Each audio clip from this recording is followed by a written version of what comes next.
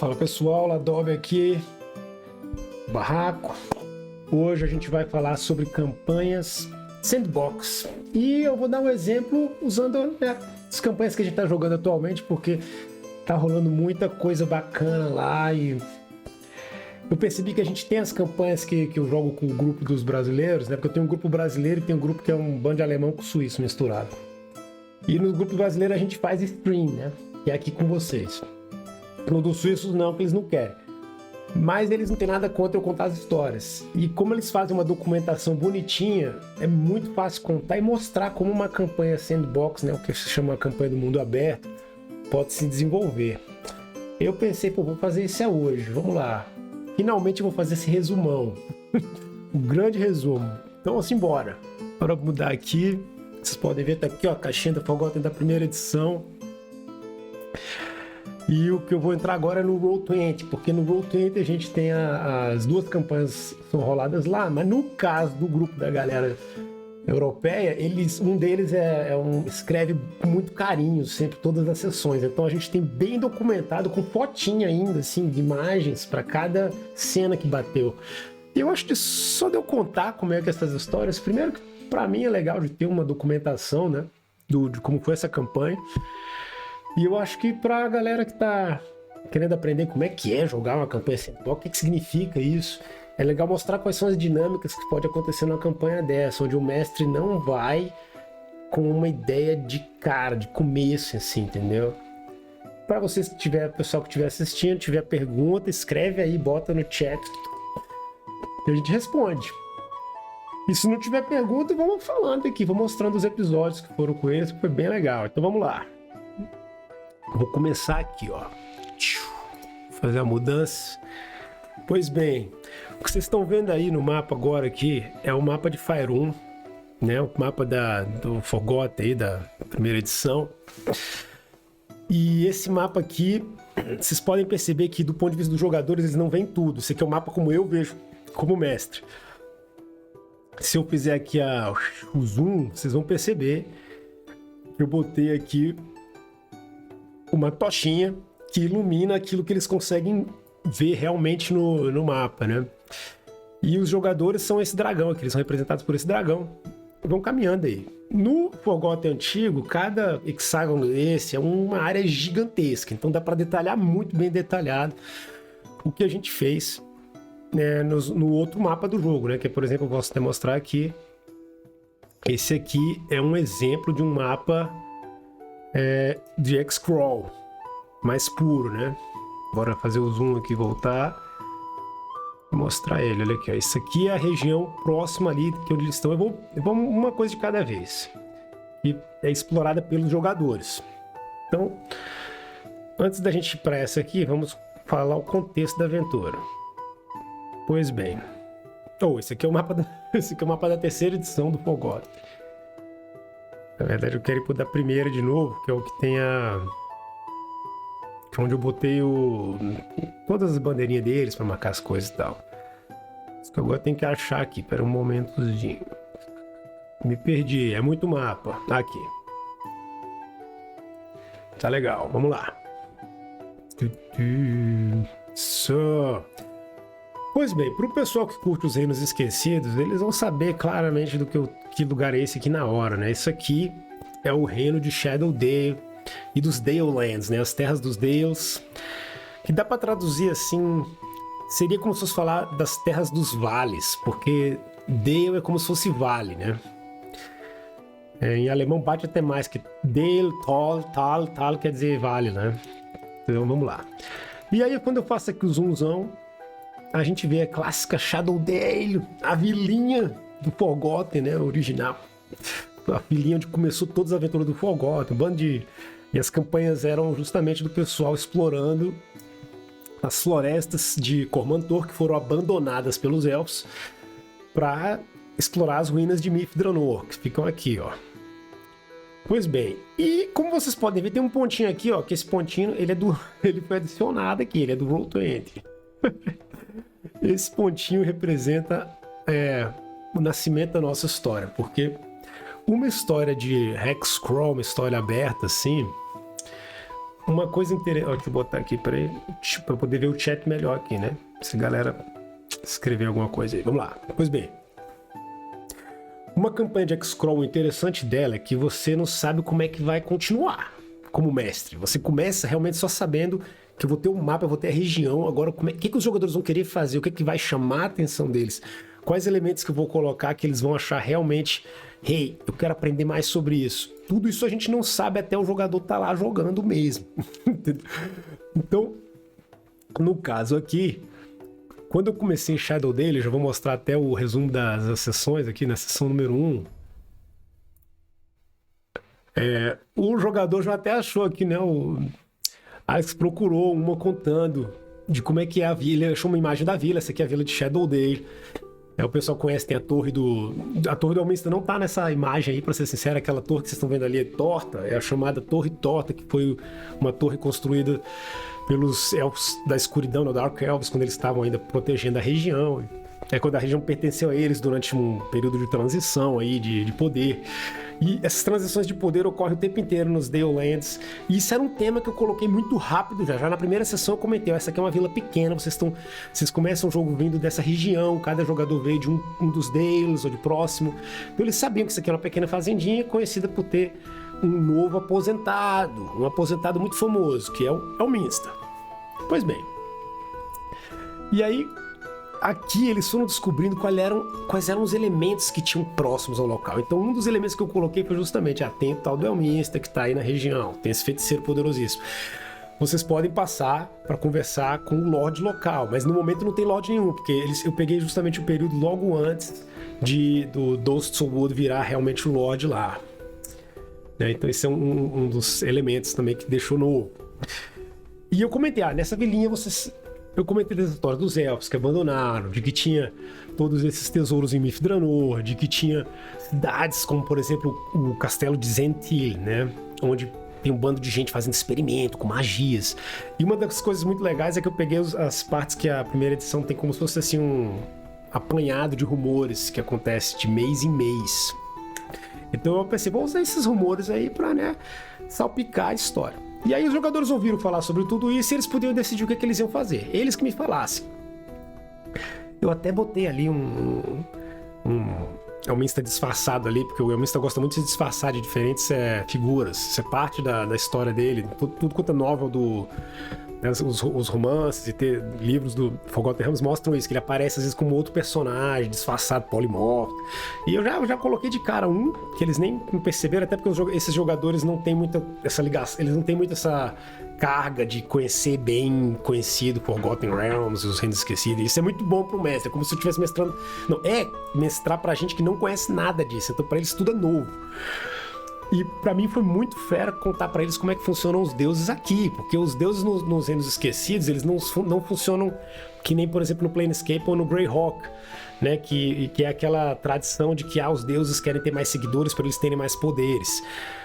Isso até que funciona assim agora mais no Forgotten Realms atual, né, da quinta edição, mas na época da primeira, que era o Time of Troubles, né, que era logo antes, quando ia para o tempo das perturbações, os deuses eram mais como se fossem os deuses gregos, eles tinham meio que uma vida deles, eles são forças da natureza mesmo, praticamente. Na verdade, eles são forças da natureza no sentido literal, porque nos Reinos Esquecidos, os deuses meio que são responsáveis por fazer com que aquilo que eles representam aconteça no mundo, no universo, mas isso não tem nada a ver com ter seguidor ou não. Então, por exemplo, o Tempus, que é o deus da guerra, ele quer que tenha guerra, conflito, gente se quebrando gloriosamente. Então, a hora que, por exemplo, o deus da briga, né, que é o Bane, vamos dizer que o deus da briga, o Bane, tá preguiçoso, trabalha pouco, tem pouca briga gera pouca guerra. Aí o Tempus vai ter um conflito com o Bane por causa disso, porque você não tá fazendo o seu trabalho. Eu preciso de guerra. Para eu ter guerra, o povo tem que brigar. Se você não bota eles para brigar, como é que vai ter guerra? Então é umas relações muito diferentes das relações que a gente está acostumado a ver entre os deuses nas versões mais modernas desses cenários hoje em dia, né? E onde tem muito esse aspecto o deus querer espalhar a ideia do que é perfeito para ele pelo universo, tal. Que em Greyhawk, Planescape é assim, por exemplo, e muitos outros mundos mais modernos de RPG. Mas no Forgotten original não era assim. E isso é uma das coisas que eu botei aqui. E como nesse grupo tem 2 clerics, um do deus da beleza, que representa tudo que é belo, e do Lathander, que é o deus da renovação, do novo, né? E ao mesmo tempo o deus Sol, porque o Sol representa as coisas se criando novas. Então foi muito interessante de poder usar os poderes como um pano de fundo fortíssimo na história. E como no tempo das perturbações isso pega pra valer mesmo, ficou ainda mais legal. Então essa foi a primeira aventura em Shadow Dale. Dessa aventura, como a aventura prólogo foi mais eles conhecendo os próprios personagens, e foi um grupo de personagens muito bagunçado, né? Na primeira aventura a gente tem um cara que é um gnomo, né? Que é o Povo Esquecido, que é um gnomo fighter ladrão, né? Guerreiro ladrão, que existe multiclass nessa época, né? A gente tá jogando primeira edição, assim, nas regras também, não só no mundo, mas nas regras também. E dois padres, né? Uma sacerdotisa de Lathander e um sacerdote de Sunni. E mais os outros dois últimos personagens são uma bárbara, xamã, e xamã dos elementos. E por fim, para fechar o grupo, temos um feiticeiro clássico. E como no tempo das perturbações a magia é selvagem, então a coisa desandou muito rápido. Mas vamos por partes, vamos contando aqui, que eu tô aqui para contar como é que foi uma campanha de sandbox com o pano de fundo do tempo das perturbações, que é um tempo muito doido.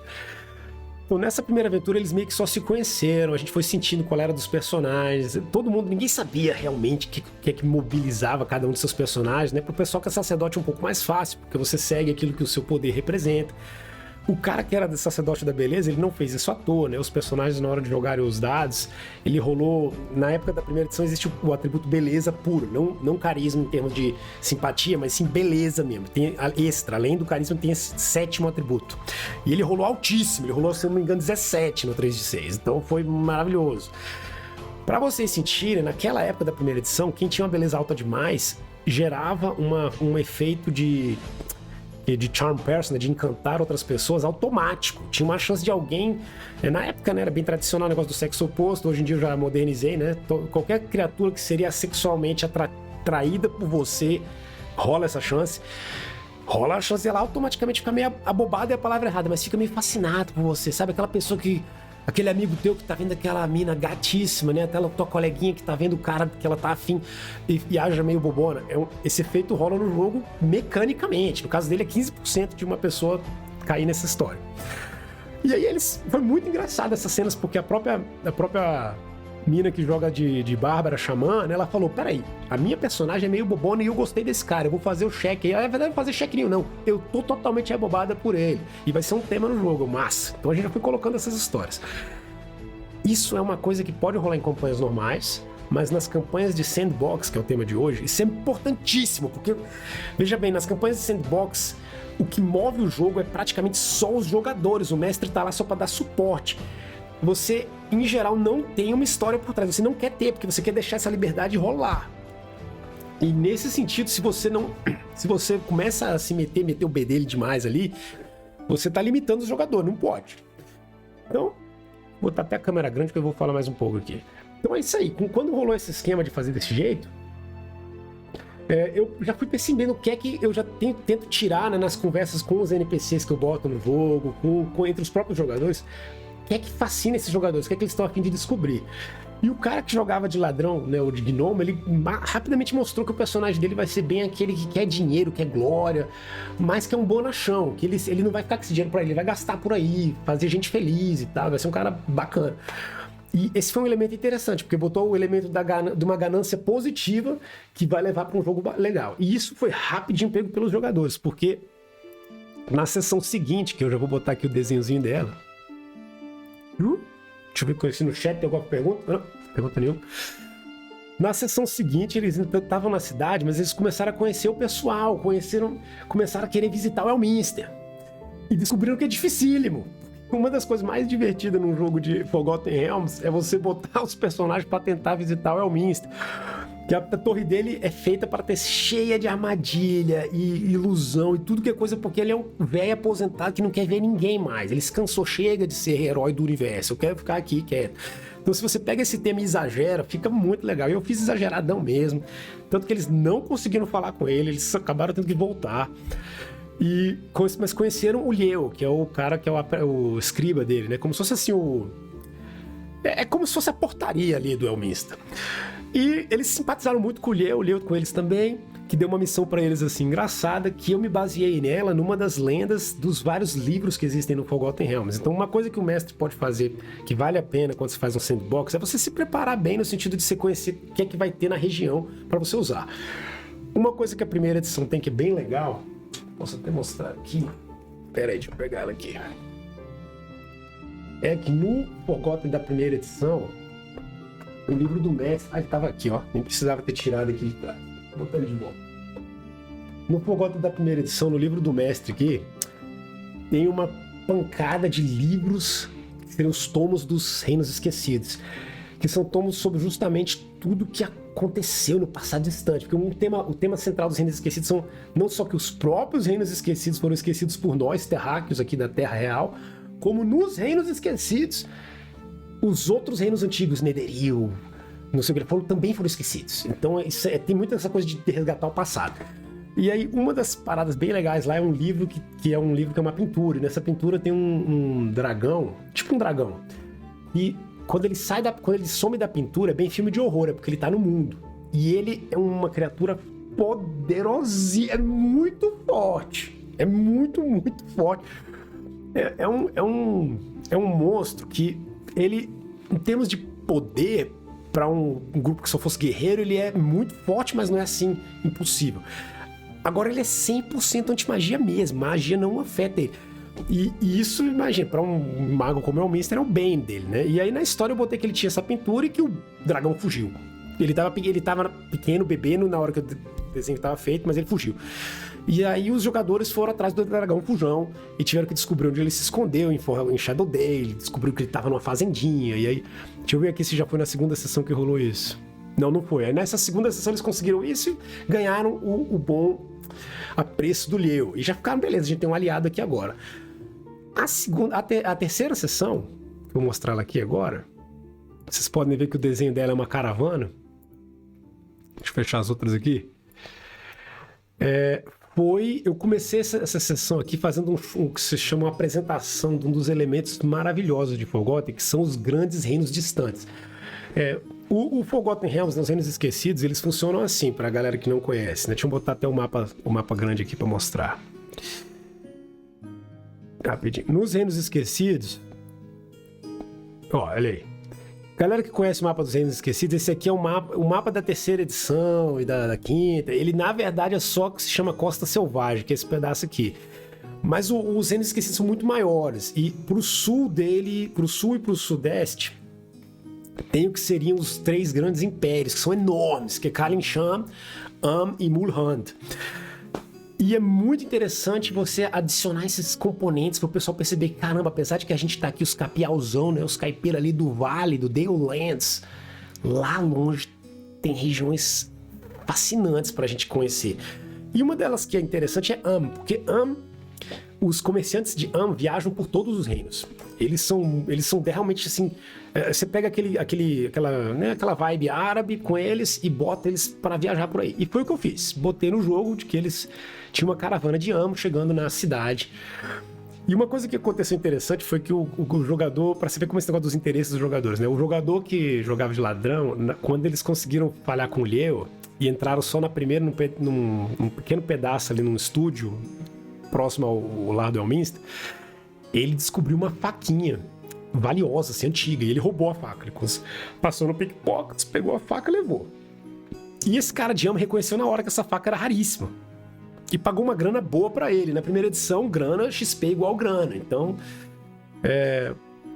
o cara que era ladrão já começou ganhando um bônus, né? E pra quem não conhece, pessoal que tá jovem aí, bem jovem mesmo, na época que nasceu Dungeons and Dragons, tinha level diferente, cada classe passava de level diferente, e a classe que passava de level mais rápido era o ladrão passava turbo, para cada um level, o ladrão ganhava 2 levels para cada level do mago, mais ou menos, durante um bom tempo. Ele ficava, em geral, um jogador que era ladrão era sempre 2 a 3 levels acima do grupo. Isso era uma maluquice daquela época do design do jogo, e como a gente tá jogando a primeira edição aqui, porque a gente tá curtindo uma nostalgia no momento, aí esse cara passou de level quase que na hora já com o ladrão dele. E nisso, aí a caravana falou que ia continuar fazendo a viagem porque eles estavam indo para o castelo de Zentil, que pro pessoal que joga Forgotten atualmente deve saber que tem a ver com Zentarim, a galera, né, do mal, evil e tal, mas No Forgotten original, eles são meio evil, mas no começo não tanto. No começo o Zentil é mais uma região assim pesadona, pancada, muita gente assim meio tirânica, mas não é em si uma cidade que representa o mal, não era tão preto no branco assim o esquema. Pois bem, e essa caravana comenta que eles vão passar por várias vilas ao norte e os jogadores decidem acompanhar a caravana. Então beleza, então vão eles acompanhando essa caravana aí. E no que eles acompanharam a caravana, eles rapidamente foram modificados os planos, porque durante a viagem eles ouviram falar que uma pequena vilinha estava sofrendo.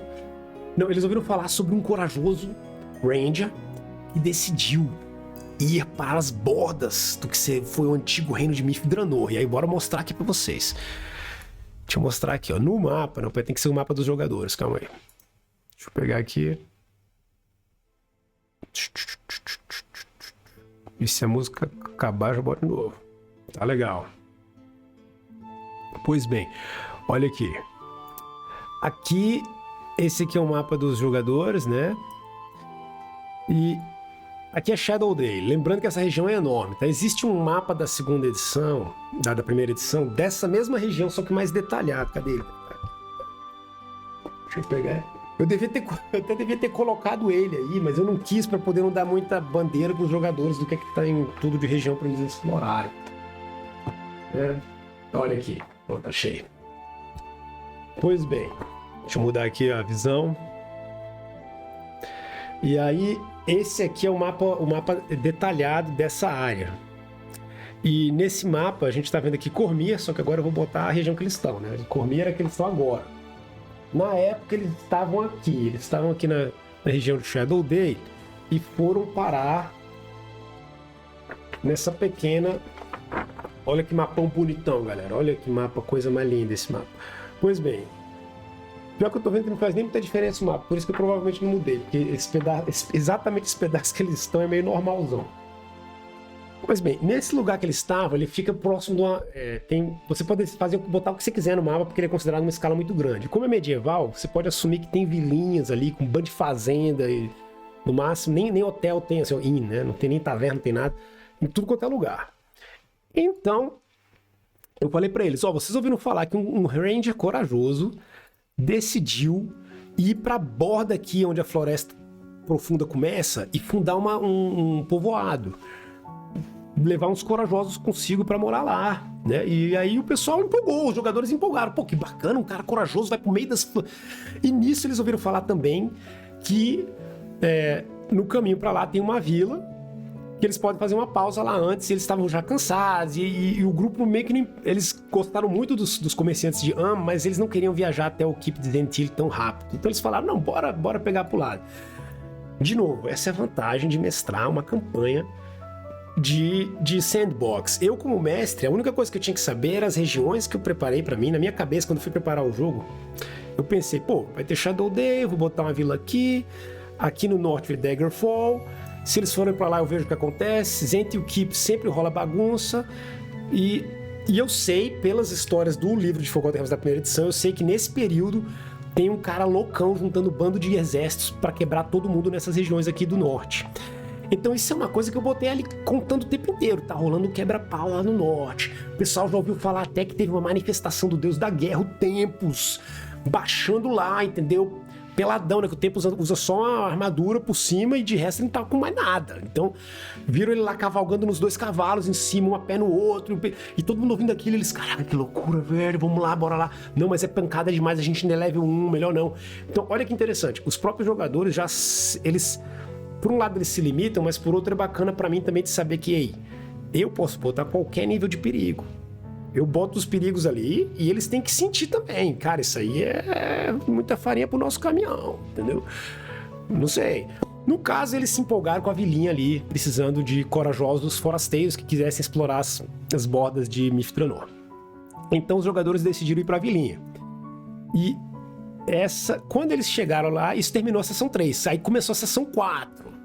Na sessão 4 foi muito interessante. Quando eles chegaram na vilinha, eu percebi, putz, essa vilinha aí, ela vai virar uma base de operações rapidinho se eles gostarem dela. Então é melhor preparar um pouco mais. Mas antes de chegarem na vila, eles tinham uma vila anterior. E nessa vila anterior eu pensei, esse é um bom momento para eu botar pelo menos 1 ou 2 componentes ali de NPCs que chamem a atenção deles, talvez um pra entrar no grupo. Até porque, pra quem só joga a quinta edição, esse negócio de um grupo de RPG ser os heróis e acabou, 4 jogadores, 4 heróis, isso é coisa moderna.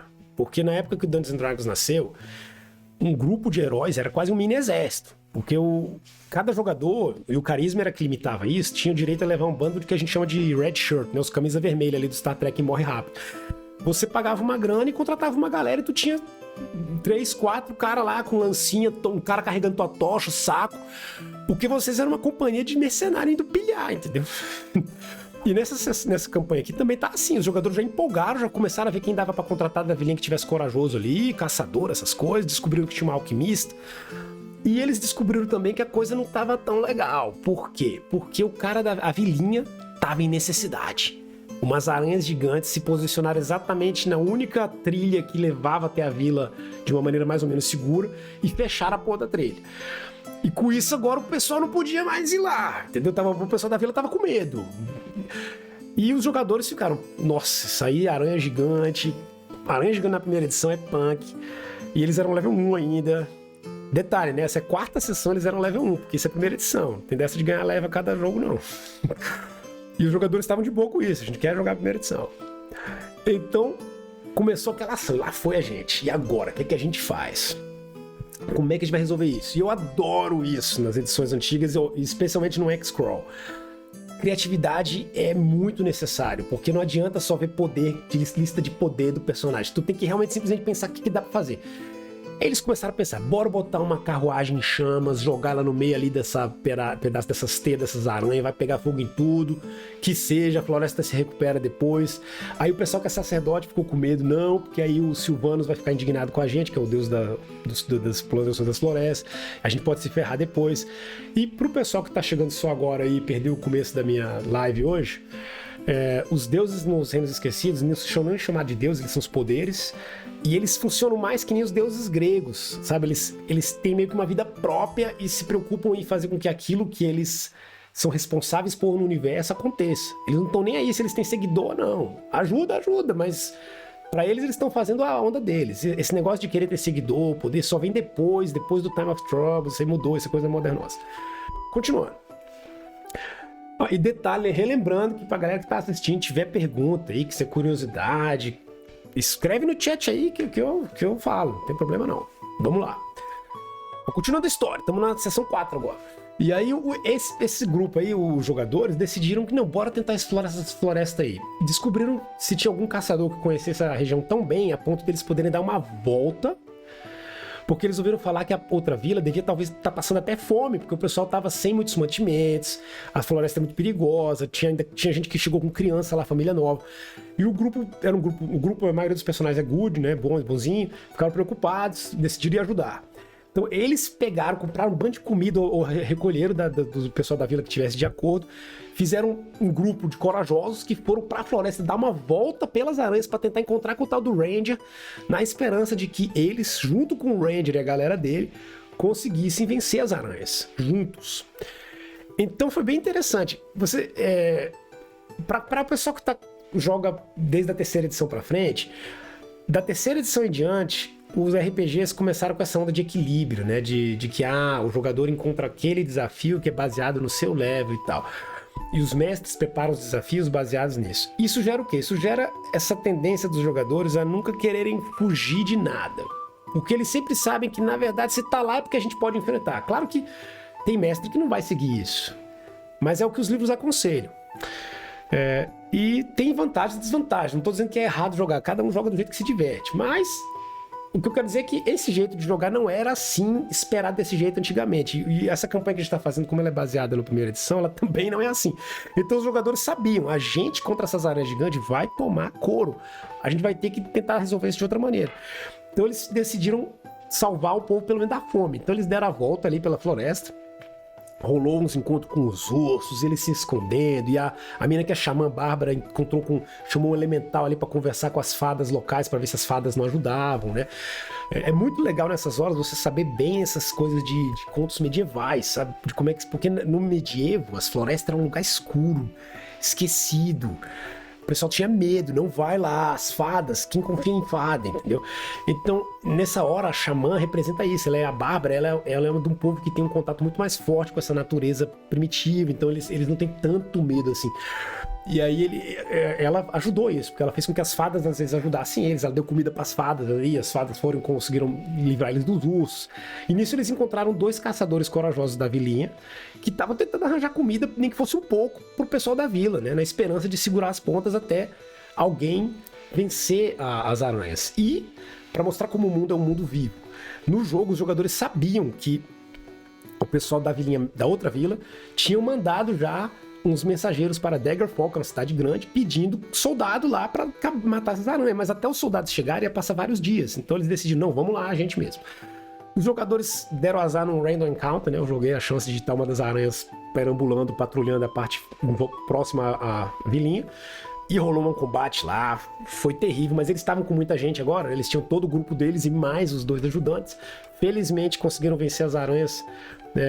Relativamente foi até uma boa batalha, eles deram sorte, ninguém caiu, a alquimista tinha dado para eles um anti-poison, e para o pessoal que não conhece negócio de veneno nas edições antigas é save or die.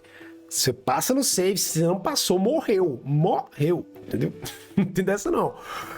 E nisso os jogadores, né, estavam no pânico, mas conseguiram vencer essas 2 aranhas, sabendo que tinha mais um monte de aranha. E quando eles chegaram na vilinha, eles começaram a conversar com o pessoal de lá, saber quem era. Isso foi a sessão 5 já aqui. In the Woods. Não, exatamente. Isso aqui foi a sessão quando eles chegaram na vilinha e descobriram que a vilinha estava começando a construir uns muros de madeira e tal. Deram a comida, ficaram amigos do pessoal. E aí, nisso, os jogadores que eram sacerdotes perceberam uma coisa, que a vila não tinha nenhum templo ainda. Não tinha nenhuma capelinha safada ali, do cantinho ali tinha. E eles pensaram, não, pelo amor de Deus, vamos fazer aí pelo menos uma capelinha, né? Pra uma capelinha a gente faz uma junta e bota ali pra Sune, que é a deusa da beleza, que é um dos jogadores, e pra Lathander, que é a deusa, que é o deus do renovar, do novo. E, poxa, uma nova vila, querendo ali começar do nada, isso é perfeito pra Lathander. E aí os jogadores foram fazendo isso, empolgaram, e o povo da vila apoiou eles, até porque eles pensaram, não, é bom que a gente tenha o apoio dos poderes e tal. Até aí, pra galera que conhece os tempos das perturbações, estiver assistindo a gente, até aí não tinha rolado ainda o chamado Guerra dos Deuses, ou seja, os Tablets of Fate, né, as tábulas do destino, não tinham sido roubadas ainda do Al, não tinha rolado ainda o caos todo que vai rolar, mas isso foi coisa que rolou em 2, 3 dias do mundo do jogo, vai rolar isso. E os jogadores estão felizes lá e decidem dar uma explorada em volta. Nisso, o cara que é ladrão, conversando com os moradores locais, descobre que uma das crianças brincando lá na época que ainda não estavam com tanto medo, encontrou uma das antigas entradas para as ruínas próximo ali e voltou com uma joia na mão. Todo mundo empolgou que devia ter ouro lá, resto de tesouro que alguns aventureiros não acharam, etc. Mas ninguém criou muita coragem de ir lá, até porque começou a história das aranhas. Os heróis pensaram, não, bora passar lá, vamos resolver isso das aranhas primeiro e depois a gente vai lá. Trabalhando junto com o Ranger, chefe do pessoal lá, e mais os seus guerreiros, os jogadores fizeram um plano bacana. Rolou um combate com as aranhas, mas não foi nem um combate tão grande porque eles planejaram a distância de pegar as aranhas já nas flechadas, sabe? Fizeram muito planejamento mesmo pra dar certo e conseguiram vencer as aranhas e abrir o caminho. E nisso eles foram continuar com a exploração. E decidiram ir para as profundezas das florestas para ver de qual era lá. Aqui eu tô contando mais a parte da ação, mas teve muita interação com o pessoal da vila. Esse texto todo aqui foi o jogador escrevendo. Todos os personagens que eles encontraram, que conversaram com eles. E como esses jogadores são novos para os Reinos Esquecidos, eles não conhecem os Reinos Esquecidos direito à profundidade, eu botei várias chances de jogar coisas ali para mostrar dos poderes, né, dos deuses. Então, por exemplo, uma das paradas que eu coloquei, o pessoal, antes de partir, de começar a construir uma casa, eles viram uma criança pegar um brinquedo e quebrar o brinquedo todinho, e os adultos falando isso mesmo, faz isso mesmo, fazendo uma reza. E aí eles, peraí, mas o que tá rolando? Olha, o que tá rolando é o seguinte, essa criança tá destruindo algo como oferenda para Talos, o deus da destruição, para que ele não destrua depois a casa. Então eles, ok, né, sacaram a lógica das divindades aqui. E aí nisso, no que eles foram explorar mais, eles descobriram o primeiro dungeon do jogo, que foi essa entrada aí. Isso foi a sessão 6, eles entrando nesse local e explorando lá os túneis, descobrindo que tinha uns goblins que moravam lá, isso já era mais o level deles, né? Claro que o mestre também não pode aloprar de vez, né? Tem que botar de vez em quando ali uns combates e tal, que tem a ver com os jogadores. E eles foram com uma galera da vila que eles contrataram.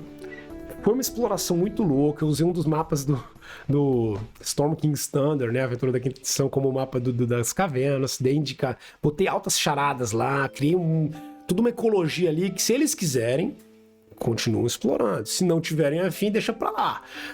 Eles continuaram explorando e durou bastante, viu? Foram umas 7 sessões aqui, ó, que eles entraram nessa caverna em vários pontos, e descobriram que tinha um ogro lá, fizeram um plano pra vencer o ogro, voltaram pra vila, depois voltaram lá, descobriram que na volta, quando eles voltaram, altas armadilhas, porque tinha uns goblins.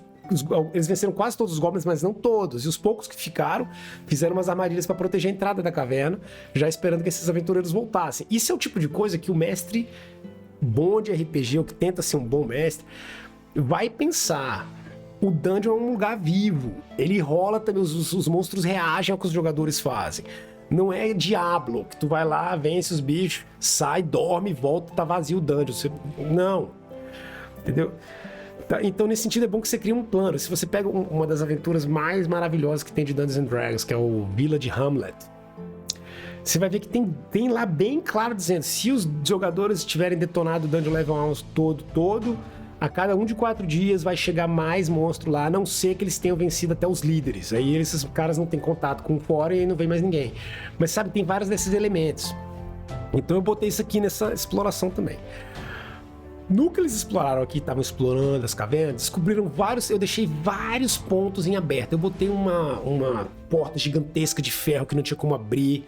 O que levou os jogadores a quererem contratar, tentar atrair para a vila ferreiros e pessoas que trabalham com metal para fazer a chave, ou tentar fazer uma chave que abrisse lá esse portão.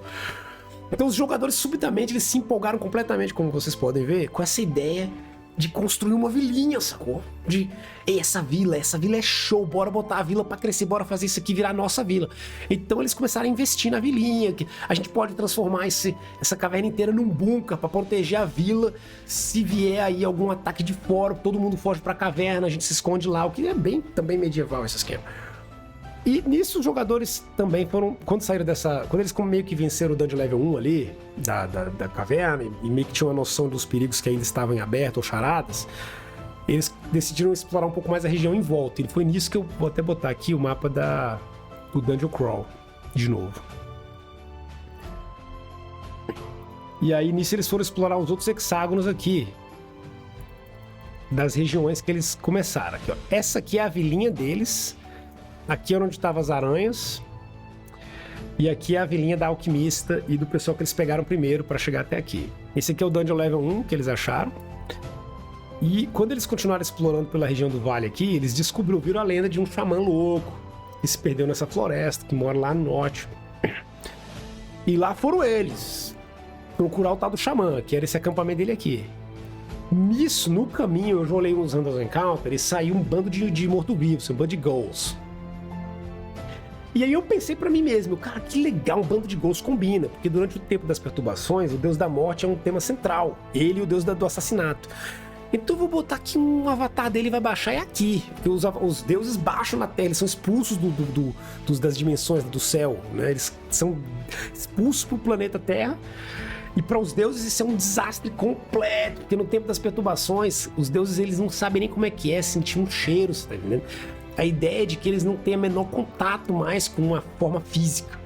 Eles são realmente divindades, eles têm tantos sentidos que quando eles ficam limitados a essa coisa humana, para eles isso é uma loucura. E nos livros eles botam uma descrição bem bacana disso, de como é que é o Bane, por exemplo, que é o deus da briga, né, do conflito, da guerra. Não, da guerra não, do conflito, né, e da tirania. Como é que é difícil para ele até lembrar que ele tem que dormir. E é uma vergonha pra ele isso, quando ele pensa, nossa, eu tenho que dormir, se os meus seguidores souberem que eu durmo, eu tô no sal. Então ele vai e meio que dorme escondido, ele sempre fala que tá meditando, que tá fazendo lá uns planejamentos, e só o sacerdote mor dele sabe disso, os outros ninguém mais sabe. Porque eles têm que acreditar que ele é um deus ainda, né? E os deuses perdem todos os poderes divinos, eles são meio que super poderosos avatares, mas não são mais do que isso. Se eles morrerem, morreu mesmo.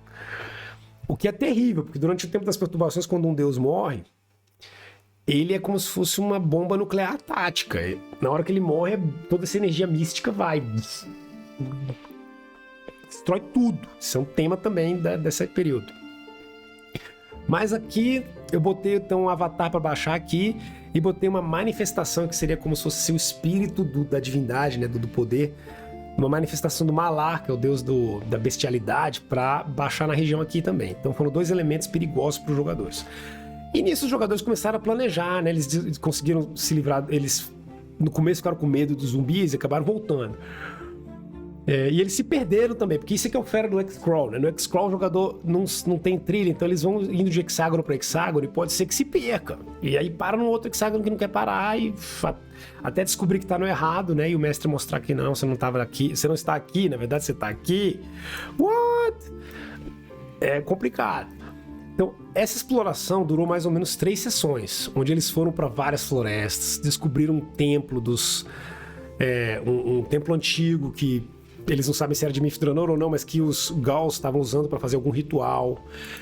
E nisso eles descobriram o tal do xamã e conversaram com esse xamã local que percebeu a manifestação do Malar, que é o deus da bestialidade, e queria apaziguá-lo para que ele fosse embora da região. E eles descobriram que esse templo antigo não só era um templo antigo, assim, de alguma divindade que eles nem conhecem. E aí nessas horas eu usei esse tesouro aqui, ó. Se tem um livro de RPG que tá com certeza nos meus top 5, é esse aqui, ó. O Faiths and Avatars. Isso aqui é um tesouro sem nome, ó. Que é um livro bom sobre deuses, sobre lendas, um livro que te dá campanha pro resto da vida. Essa parada aqui é impressionante. Cada história de cada deus é tão detalhada que dá pra, baseado em qualquer história dessa, criar tanta aventura. E pra essa sessão eu fiz até isso mesmo. Eu abri na sorte aqui, assim, vai ser essa divindade aqui, vou botar ele lá. E era um deus já morto, até dos passados distantes, então foi perfeito. Eu botei que essa divindade tinha uma relação com a região lá, li os detalhes da história da divindade e coloquei como dicas, assim, para o problema, né, a charada que tinha que ser resolvida no labirinto. Ah, olha aí, ó, um comentário aqui, muito show esse lance da galera recrutar pessoas para ir junto nas aventuras. Tô curtindo também esse lance. Pô, que legal, cara, pô, massa. Então, eu já tô trazendo riqueza pro teu jogo aí, tô feliz. Vai ouvindo aí. Eu posso entrar em profundidade depois nesses temas. Tanto o das divindades eu já te fiz até um vídeo sobre isso, tá no meu YouTube lá.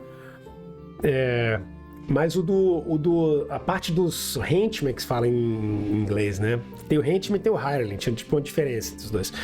Essa parte, ela merece um vídeo só, assim, eu posso até fazer aqui hoje também, mas merece um pedaço separado mesmo, porque é muito interessante como é que funcionava contratar a gente para ir contigo. Até porque tinha que contratar também o K-Ravax. K-Ravax. Tinha que pensar diferente isso também. Porque é o seguinte, os caras que você contratava na época... Não, tem 2 elementos aí. Um elemento... Deixa eu botar a tela grandona aqui. Um elemento muito louco que tinha na época antiga é que essa parada de peso e carregar coisa e tal, isso era levado muito mais a sério. A ideia era realmente que o jogador era uma parte do desafio isso, como é que a gente vai lidar com os nossos recursos. O que, vamos ser sinceros, a gente adora jogando Diablo, essas paradas, né? Ah, vou levar os itens aqui, pá, o que eu vou precisar, pote e tal. Então também era assim no Dante, só que você tinha que... E o lance do peso também, né? Quem é que não se alegra de aumentar a força ali no Diablo pra poder carregar mais? Isso era um tema central no Dungeons antigo. Porque não era abstrato, o jogador tinha que se estressar mesmo, entendeu? Ah, tu tá no jogo muito de Goblin, então tu sempre recrutava porque Goblin acaba sendo mais tranquilo. Putz, cara, então, ó, nesse ponto de Goblin, eu posso te fazer mais um outro vídeo ainda, porque é o seguinte, o Mystara, que na minha opinião é o melhor mundo de RPG que existe em termos de cenário, mas esse vai ser um vídeo separado só sobre Mystara. Um dos pontos de Mystara que existe é o chamado Orcs de Tar, que é uma região onde só tem humanoide, e essa região foi feita para os jogadores experimentarem jogar de humanoide. E é muito doido, porque quando você joga de humanoide, você não necessariamente tem level, você tem galera. Então, se o seu personagem é level 7, Goblin, isso quer dizer que você tipo, é um Goblin capitão com mais 6 Goblins, sacou? Então, você é uma galera. Os grandões, não, eles são um só, tipo, por exemplo, Troll ou Ogro, Mas o level up deles depende, por exemplo, do troll, ele tem que comer pra caramba. Quanto mais os troll come tudo que existe, vai ganhando os level up, entendeu? Tem umas viagens dessas, é muito doido, é muito, muito fera. Olha aí, você perguntava por que Goblin acaba sendo mais tranquilo. Pois é, mas é verdade. Isso que você tá falando é o elemento da moral, né? De você mobilizar o cara pra lutar contigo. E isso é uma coisa que era muito fera. Quando você contratava essa galera pra ir contigo, o mestre, pra ele anotava ali qual era a chamada moral, né? A coragem dessa pessoa. E, cara, carisma não é dump stat, né? Como se chama em inglês, os caras falam, está o atributo que você bota o pior que tem. Nunca nas edições antigas. Carisma, meu chapa, você quer ter o carisma lá no teto, porque carisma alto significa o quê? Que a tua galera, a moral base deles, a coragem básica é mais alta. Então eles não vão fugir tão rápido. Eles vão ficar lá, corajoso, lutando contigo. Porque o jogador, ele decide se ele tem coragem ou não, exceto quando é efeito mágico, né? Ou quando o mestre mostra alguma coisa que, obviamente, o jogador tem que usar a cabeça, né? Dragão, por exemplo. Mas esses caras o mestre rolava ali nos momentos corretos para ver as chances deles fugirem. Essa é uma regra que eu acho uma pena que tiraram até pra 5ª edição, porque ela facilita a vida do mestre, cara. Veja bem, a ideia não é sempre lutar até a morte, não faz sentido isso, sabe? Mesmo, vamos dizer que um grupo de 5ª edição é atacado por uns 15 Goblins. Cara, os Goblins também querem viver, eles não vão lutar até a morte. Depois que os jogadores derrubar os primeiros 5 ali, é capaz de que dos outros 10 perca coragem e fuja. Então, esse tipo de lógica, ele é integrado mecanicamente no Dungeons original, cara. Você tinha que fazer... Quando tivesse a primeira morte, alguém caiu mesmo, caiu um cara. O lado que tiver alguém que caiu, vai rolar moral. E na hora, todo mundo vai rolar moral que viu aquele cara caindo pra ver se mantém lá. Então, não é à toa que o Paladino tem que ter moral carisma 17 nas edições originais. Porque a ideia é de que o Paladino lidera a galera. A moral, não sei se tu já jogou um joguinho chamado Langriça, que é um jogo das antigas, muito bom, parecido com Fire Emblem e tal. A moral dava um bônus de área, sacou? Tipo, o carisma te dava um bônus de área, onde você dá um boost ainda maior na moral da galera pra eles não fugirem. É isso mesmo, tipo boneco de massa de Power Rangers. E aí, nessa aí, né, eu vou até fugir da história aqui, mas depois eu volto. Pois é, nessa dos Hirelings ter essa moral alta, você quer que manter isso. Então, quanto mais você paga os caras bem, trata eles direito, mesmo teu personagem sendo do mal ali, se ele trata pelo menos os Minions, né, os Minions dele direitinho, os Minions ficam corajosos, ficam contigo. Então, o dinheiro, não era todo que os jogadores precisavam de dinheiro. Você precisava de dinheiro, primeiro, pra pagar essa galera, e segundo, o povo tem que carregar o dinheiro, porque, cara, um saco de 1000 gold pesa 1000 moedas, né? O peso era em moeda. E cada 10 moedas era como se fosse 1 libra, que são 500 gramas. Então, o personagem típico assim não conseguia carregar mais do que 2 sacos de 2000 moedas. Então, tu achas cobre, tu vai deixar. Tu vai pegar só o ouro ou platina. Isso, ou você vai trazer, a galera trazia 2, 3 mulas, cheia de saco, enchia a galera pra carregar a tocha. Então era uma exploração, uma expedição mesmo, o Dungeons antigo. E isso a gente tem aqui também, sacou? Deixa eu voltar pra história aqui. Pois é, então esses meus jogadores aqui fizeram o mesmo esquema. Eles foram explorando essa floresta toda e descobrindo essas coisas e decidiram que eles iam ter que ter uma galera pra fazer isso. Então eles começaram a juntar um pessoal da vilinha que iam com eles nas aventuras. E esse pessoal foi indo. Teve um NPC que deu meio errado, porque tem uma diferença entre Hireling e Henchman. Hireling, né, que seria o contratado, o Hireling é meio que o terceirizado. Ele é o cara que ele é o red shirt mesmo. Ele é o cara que você pega, o mestre não dá nem nome, se quiser dar, mas nem precisa. Tá lá só pra lutar. Claro que com o tempo, querendo ou não, sempre rola, né? Tem aquele teu soldadinho do espia de 2 HP. O cara sobrevive 7 batalhas. Pô, fala sério, né? Cresce no coração, né? Aí tu não quer que ele morra mais. Aí o mestre vai e transforma ele no quê? Num henchman. Ele ganha um level de alguma coisa e ele é um cara que vai contigo, ganha XP e ganha level. Esses henchmans, eles são limitados. Você não pode ter uma porrada de henchman. Tu pode ter só alguns. E isso também é baseado no carisma. Então faz parte do jogador de ir juntando um grupo de henchmans ali que ele vai de vez em quando trazendo com ele ou não durante a campanha. No jogo aqui, um dos caras que poderia ter sido isso, por algum motivo os jogadores não pilharam tanto com ele. Aí eu percebi isso, eu tirei ele. Eu não gosto de jogar personagem meia boca não, porque Porque agora os jogadores abusam, entendeu? Personagem meia boca acaba virando bucha de canhão. Os jogadores não estão muito aí pra ele, mas gosta de explorar, entendeu? Ele toma dano, ele, né, vai na frente, ou a gente vai ver. E isso eu não quero, não. Se for pra tomar dano, se for um personagem bundão, então não é pra ter nem nome, é pra ser red shirt, é contratante. Agora, personagem que eu coloco com alguma história, ou eles curtem, aí eu deixo ele na história, ou eu tiro. Não vou ficar com coisa que não rende. Nesse caso aqui, o cara que rendeu foi esse xamã que eles encontraram perdido, que era level até mais alto que eles. Eles se amarraram no cara, só como ele era level mais alto, ele também fazia o que ele queria. Então, os jogadores eram meio que aliados temporários dele. Então eu falava, o cara quer fazer isso, vocês vão com ele ou não vão? Às vezes eles foram, às vezes não foram. Uma hora ele acabou largando eles, porque ele decidiu continuar tentando resolver o problema do Malar. E os jogadores não, os jogadores decidiram que, não, bora continuar na floresta, no negócio do templo. E nessa, cara, não sei... Eu até te pergunto, tu conhece bem o Tempo das Perturbações, o Time of Troubles? Tu já ouviu falar, pelo menos, assim, do Forgotten Realms? Porque senão eu tenho que fazer uma explicação curta aqui do que se trata. Mas se tu tá vendo a minha live aí desde o começo, tu tá sabendo mais ou menos já. É que tem essas questões. Não conhece, não? Beleza, então deixa eu te explicar. Cara, esse é um período muito louco. Mas é assim, muito louco mesmo. É o seguinte. Tá acompanhando o raciocínio? Beleza, então deixa eu te contar. O resumo da ópera é que 3 deuses evil, que eles em si dá pra fazer vídeo só deles, porque cada um deles tem uma história muito doida. Esses caras decidiram se juntar e roubar o que seria meio burocracia, né? O que seria tipo assim os 10 mandamentos do Overgod, do grande deusão que criou o universo. Esse grande deusão, nessas pedras lá, ele tem como se fosse escrito qual é a responsabilidade de cada uma das divindades. Então, nessa pedra tá lá escrito Mistra, magia, Mirku, morte, Baal, matar, etc. Então, com essas pedras, eles podiam fazer o que eles quisessem, mudar tudo ali, botar tudo pra eles, ficar poderosão, entendeu? Então, eles roubaram as pedras do Overgod e esconderam.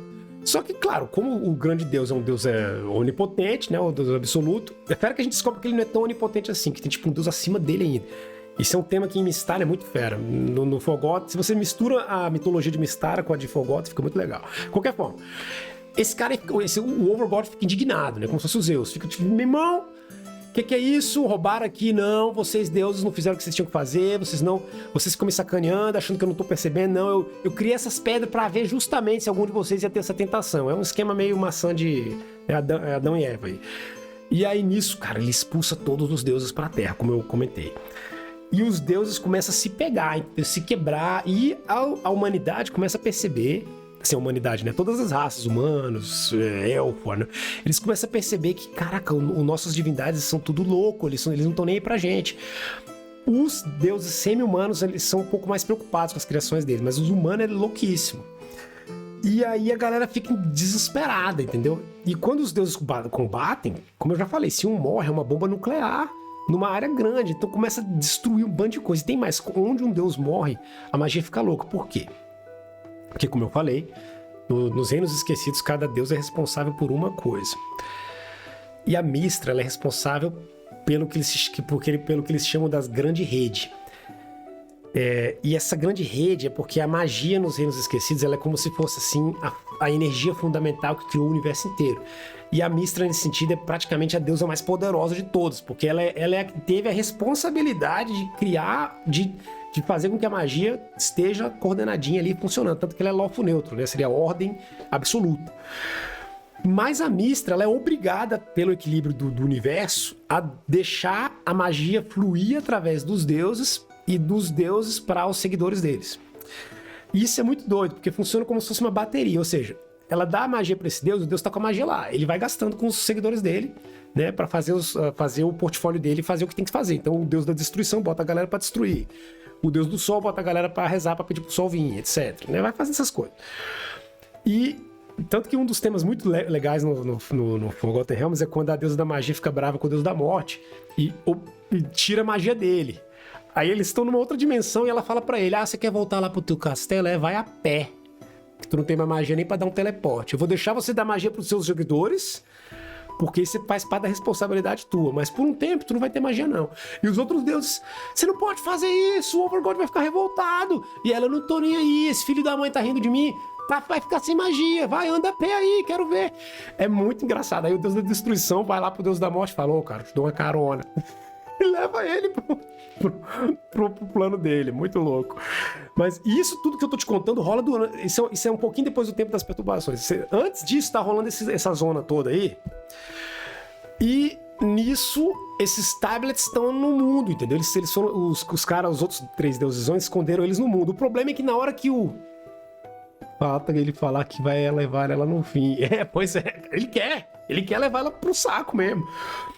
O louco é que nisso, quando o deusão o Overgod fica indignado e manda a galera, expulsa a galera do paraíso, aí esse pessoal todo, eles não têm mais o poder místico divino deles pra valer mesmo, entendeu? Eles são só um avatar baixado em algum humano mortal e tem só essa energia. Então, cara, eles não sabem onde tá esses tablets. Até os que roubaram sabem só de leve onde esconderam, mas não sabem nem como chegar lá direito. Então é maior pânico, sacou? E no Forgotten original, isso foi até a base para uma série de 3 aventuras que é meio que os jogadores acompanhando os caras da nova. Isso foi meio fraco para resolver o problema. Mas nas histórias, são 3 heróis. Um deles é um anti-herói que é do caralho, que é o Cyric. São 3 heróis que encontram os tablets. E um dos heróis, né, que depois se torna um anti-herói, ele percebe, cara, pera aí. Esses tablets, quem tem ele tá dizendo, quem tem esses 10 mandamentos aqui, eu posso escrever meu nome aqui, pô. Eu escrevo meu nome aqui e viro um deus. Talvez não funcione assim, mas se eu entregar pro Overgod esses negócios, antes de um deus integrar, vai que ele gosta de mim e me dá essa chance de virar um deus. Então isso é um tema central do Time of Troubles. O bom mestre faz o quê? Ou melhor, o mestre que quer fazer um mestre fera. O bom mestre ou mestra, ele nunca vai botar NPC para ser o centro da aventura. Nunca. O centro da aventura são os jogadores. Então eu simplesmente... Eu tô mestrando essa campanha, essa grande história do Tempo das Perturbações, eu dividi ela em 2 etapas. Os 2 jogos são sandbox, os jogadores fazem o que bem quiser. Mas em cada um dos lados está um dos tablets escondido. Se eles acharem, que bom. Se eles não acharem, tanto faz. E eu peguei um dos jogadores de cada grupo para mais ou menos... Aí esse jogador é o jogador que seria o equivalente, em termos de papel na história, a personagem do romance, que seria essa. Então, por exemplo, na história tem uma mina lá, que é a mina da magia, que obviamente é ela que depois meio que herda a herança de Mystra, né, de virar a deusa da magia. E eu, no jogo se você ver o meu grupo aí, entrar no nosso YouTube, ou até no Twitch mesmo, né, tem os episódios que tá no 11 atual, do Tempo das Perturbações. Esse é o grupo brasileiro, lá tem a Sabine, que é a personagem feiticeira, e ela é quem tem meio que esse destino. Se o jogador quiser seguir, eles teria o direito de seguir essa parte da história, de achar esse tablete. E aí eu não sei se ele vai querer virar Deus, mas se ele quiser, a personagem dele seria isso. E no lado da galera da Suíça europeia, que é esse jogo que eu tô contando agora, eles também têm um tablet desse. No grupo deles eu peguei uma história mais trágica, que é a história dos sacerdotes que perdem a fé nos livros. E eu quero ver se os jogadores vai rolar isso ou não. Talvez eles percam a fé, talvez não. E quando eles acham o tablet, um dos caras que fica bem desiludido com tudo da vida, ele vira o deus ele vira o cara que quer virar o deus de tudo quanto é morte e destruição, né? Não, eu duvido que isso role nesse jogo deles. Eu acho que o jogo dos suíços vai ser mais como é que é para os mortais vivenciar esse período tão terrível que é o Tempo das Perturbações. E agora vem a parte que eu esqueci de contar, que é a parte da magia selvagem. Tudo isso que a galera se amarra em Wild Mage, Sorcerer, né, o feiticeiro na quinta edição, isso nasceu aqui, cara. Nasceu no Forgotten Realms, porque essa ideia de Wild Magic começou com o Tempo das Perturbações, que a ideia era de que, como a Mystra também foi expulsa dos céus, né, todos os deuses foram expulsos, o controle da magia foi perdido. E aí meu irmão, despirocou tudo, entendeu? Começou a ficar zonas de magia morta, que é onde os deuses morrem, e zonas de magia louquíssima. E eu decidi, vou te ser honesto, eu decidi, meu irmão, exagerar, entendeu? Eu alucinei. Eu falei, sabe o que mais? Vai ser Wild Magic sempre. E a tabela de magia selvagem da primeira edição e da segunda edição, elas são diferentes da primeira e da segunda, mas ambas têm uma característica que a da quinta não tem, que é o fato de que elas não estão nem aí pra equilíbrio, nenhum, tipo, 0. Dá pra rolar Fireball centrada no jogador.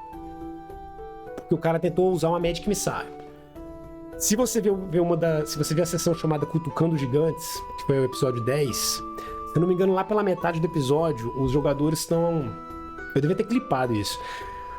O cara que joga de Sabine, ele dá uma Magic Missile no gigante, né? Um míssil mágico. E aí ele rolou na tabela lá e deu merda. E saiu que a magia afeta todo mundo numa área de 60 feet. Ou seja, ele rolou Magic Missile no exército inteiro de Henchman que eles tinham. Morreu só não morreu porque ele não dá tanto dano, mas metade do grupo caiu dos caras, entendeu? Metade foi pro chão. Foi uma loucura. E eles enfrentando o gigante lá. Foi uma loucura. Foi uma loucura. Então, magia selvagem é muito, muito louco nas edições antigas. Eu, quando mestro quinta edição, não uso essa tabela safada da quinta edição. Eu uso a tabela da segunda, que eu acho a tabela mais divertida. Da primeira é um pouco exagerada demais e não é tão divertida. Tem poucos efeitos divertidos. A da segunda edição é perfeita. Ela é o ideal, entendeu? Ela é show. Então você acha na internet facilmente. Escreve ali Tome of Magic, Wild Magic List e usa essa. Vou até botar aqui no chat que é pra tu ver aqui, ó. Tome of Magic, Wild Magic Table. Tu procura isso no Google, usa essa tabela em vez da tabela da quinta edição. Eu te garanto, teus jogos vão ficar muito mais divertidos com a galera que joga de Wild Magic. Pegou? Vou botar até alguns emotes da gente pra tu ver como é que é. Saca? Pois é. Então, eu quero tentar contar todas as histórias hoje ainda. Tá legal. Então, como você pode ver, esse tema da magia selvagem era forte. Eu fiz toda essa história que eu contei aqui só pra falar isso, que eu botei a magia selvagem pra valer. Ela começou mais ou menos na sessão 10. E aí, dessa sessão em diante, os jogadores sofreram bastante. Uma coisa que é muito interessante em jogar em sandbox é que se o mestre for pra valer assim bem pelo livro, você rola item mágico, tesouro completamente random. E mais uma diferença enorme para a quinta edição. Eu acho que essa foi uma diferença que foi uma perda. Eu acho que eles não deviam ter modificado isso. A tabela de tesouros, porque isso foi uma coisa que podia ter ficado igual no Dungeons inteiro. Ela não é um design ruim. Esse é um design realmente bom de jogo. As tabelas de tesouro das edições antigas, elas eram baseadas em temas. Então você tinha um tesouro mágico, então tem mais chance de ter item mágico. Você tem um tesouro antigo, então tem mais chance de ter joias, gemas. Você tem um tesouro monetário, é simplesmente um mercador, um barco, por exemplo, de um mercador. Tem muita cash. Então, cada tipo de monstro tinha um grupo de tesouros misturado, porque são diferentes grupos, baseados nesses temas do monstro, entendeu? Isso é muito fera, porque é muito mais fácil pro mestre. Você pensa, pô, eu tenho que dar um tesouro de gemas. Ah, tesouro tipo Q, que é o que tem gemas. Entendeu? E por aí vai. E se eles fizeram essa tabela genérica aí pra tudo na quinta edição, que é baseado na ideia de que o mestre vai escolher ele próprio, não vai rolar random, né? Aí tá tudo bem, quem quiser faça. Eu prefiro rolar random e nessa saiu e o Forgotten Realms, os Reinos Esquecidos, ele é High Magic. Isso quer dizer que você não se segura com o negócio de item mágico. Deixa o jogador ter item mágico mesmo. Level 2 já tá com espada +1, varinha mágica, é pra lá exagerar nesse sentido mesmo. Então os jogadores saíram com várias varinhas mágicas. E no começo era só alegria. Eles tinham duas, uma de polimorfo e uma de ilusões. Então eles saíam polimorfando tudo, e né, ilusão, yes! Até que rolou a magia selvagem. E tudo começou a destrambelhar. Aí a galera começou a entrar em pânico. Começou a ter medo de usar magia. Porque conversaram, cara, vou usar magia, vou matar o grupo. Então, o jogo subitamente se tornou muito mais difícil. É um jogo restritivo, isso pode até doer. A galera que joga de mago, né, ficou tipo, pô, e agora eu vou fazer o quê? Ficar dando facada? Mas a gente vê que quando o jogador tá afim, ele usa coragem, né? Confia de que o Wild Magic, né, que a magia selvagem vai fazer algo legal. E foi rolando isso. Nas sessões seguintes, eles decidiram ir visitar o Elminster. Pra quê?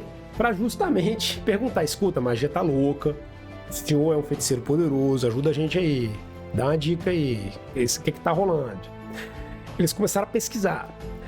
No que eles estavam pesquisando, uma parte deles foi pesquisar, outra parte foi resolver o problema dos Undead lá, que foi a sessão seguinte, onde eles decidiram voltar e vencer os mortos-vivos todos. Foi uma batalha maravilhosa, as magias selvagens também aconteceram na hora ali, e eles conseguiram, e o Elminster foi avisado por eles desse problema, começou a pesquisar e falou que ia dar um retorno para eles depois. Então eles voltaram para cuidar da vilinha deles, porque, repetindo, o jogo de X-Crawl, a galera escolhe o que eles querem fazer. Saca, eu dei várias dicas do que o Alminster poderia precisar que eles fizessem. Eles não quiseram, eles falaram, não, nossa, o que a gente quer fazer é a nossa vilinha, vamos lá proteger ela, tem o tal dos mortos-vivos, vamos acabar com eles. E, eu mudei a imagem e não botei aqui pra vocês, olha aí. E lá foram eles enfrentar os mortos-vivos, essa foi a 13ª sessão. Aqui foi a sessão do Elminster, só pra mostrar de novo, porque eu tirei ela da tela antes, aqui, ó. Porque realmente os jogadores aqui botam, toda a sessão eles botam. Tô vendo que já chegou mais um aí pra gente, ó. Seja bem-vindo. Estamos aqui viajando pelos reinos esquecidos. Essa live de hoje é uma das que eu mais contei coisa aqui. Sobre os deuses, sobre o tempo das perturbações, sobre magia selvagem, sobre... Nossa, muita coisa aí. Vale a pena clicar pra ver depois o vídeo. O replay dele. Mas continuando. Então, eles venceram o tal dos mortos-vivos, como eu falei, para esse aqui tudo já foi, são as sessões anteriores. Esse aqui, ó, é o mapinha do X-Crawl deles, né? Então, quando eles venceram esses Undead aqui, os mortos-vivos, eles decidiram continuar explorando a região aqui e descobriram que embaixo do Templo dos Mortos-Vivos tinha uma região realmente de Mithranor, onde tinha umas fadas que moravam lá. Só que aí eu fiz uma coisa interessante, as fadas ficaram revoltadas com eles, então eles tiveram que sobreviver a um labirinto cheio de armadilha dessas fadas contra eles. E isso foi muito divertido. Vou até mostrar o labirinto pra vocês, porque ele merece um conto por si só. Cadê o labirinto das fadas? Esse aqui, ó. Eu criei ele aqui. Esse aqui é o labirinto das fadas. Pois é. Espera aí que tá dando até um load, porque ele é pesadão, tem muito... Enquanto tá carregando ele aqui, eu vou contando. Esse labirinto, eu peguei... Tem um cara que faz labirintos maravilhosos pra Roll20 na internet aí, de graça. E eu baixei esse labirinto dele e adicionei a lance da luz, né, do Roll20, pra poder os jogadores não saberem o que vai aparecer, entendeu? E aí, agora tá o labirinto aqui, ó, carregado. E como vocês podem ver, ó, aqui estão os heróis... explorando. Foi muito engraçada essa aventura. Foi muito doida. Ó, esse aqui é o sacerdote, esse aqui é o feiticeiro do grupo. Essa aqui é a sacerdotisa de Lathander. Essa aqui é a xamã que eu comentei no começo da história. Esse aqui, adivinha, é o clérigo de Sune bonitão, de carisma 17. E esse aqui é o gnomo do grupo, né? O povo esquecido, como se fala nos reinos esquecidos, chamam os gnomos de o povo esquecido. E esse mapa, gente, eu botei tanta armadilha aqui. Haja armadilha que eles tiveram que inventar por causa das fadas, porque as fadas estavam achando que eles eram ghouls e ficavam com medo deles, tentando acabar com eles. E as fadas tinham prendido um bando de zumbi aqui com uma armadilha.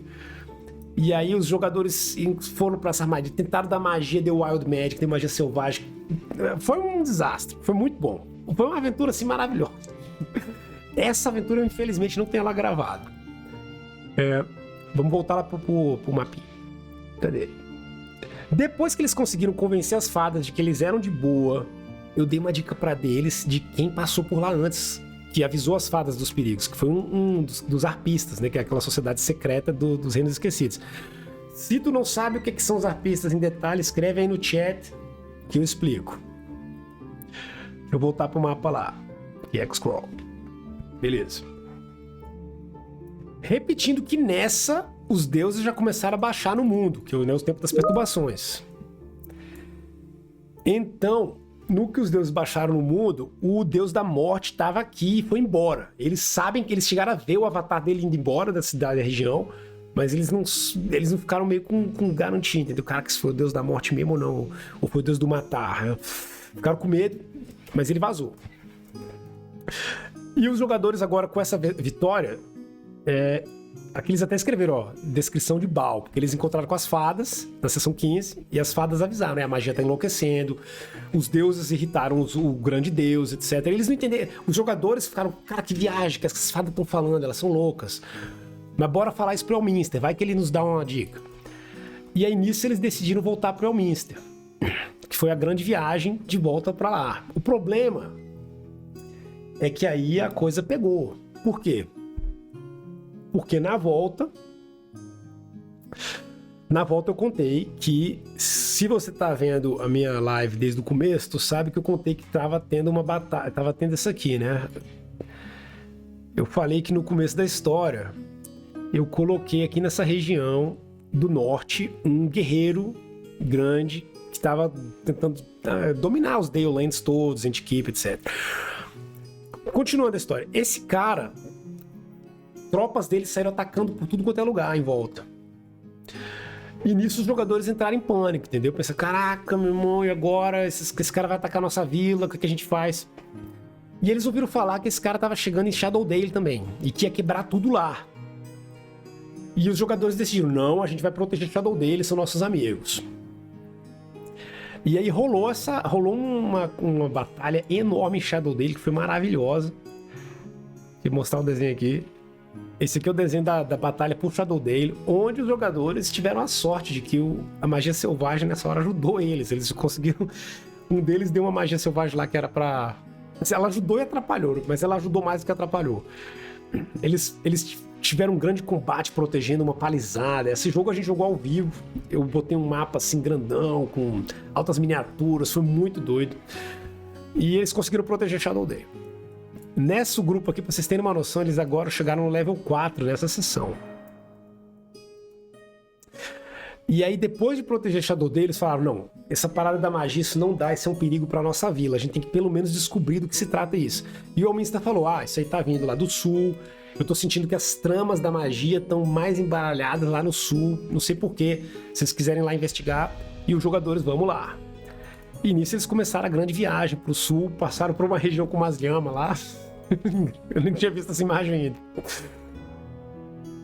E ouviram falar... E depois dessa viagem, que também foi cheia de eventos, que é legal quando, né, você tá jogando. Mas pra contar assim talvez não seja tão interessante. Eles chegaram em Tilverton. E Tilverton vale a pena contar. Tilverton é uma vilinha que ela é pequenininha, mas ela tem uma característica interessante. Ela é uma vila que é dominada pelos Gondês. Gondês, o Gond, é o deus chamado Deus das Maravilhas, porque ele cria a magia que não é magia, ou seja, tecnologia. Então essa vilinha é um princípio de steampunk, entendeu? É um princípio da galera aprendendo a usar arma de fogo, tecnologia e tal. Eu fiz várias piadas de que eles não tinham, por exemplo, chave, eles tinham alguns lugares que estavam fechados, eles eram abertos com um cartão de metal que eles botavam, faziam um barulhinho e abria a parada. Então dá pra botar umas piadinhas cretinas, mas foi um jogo muito doido.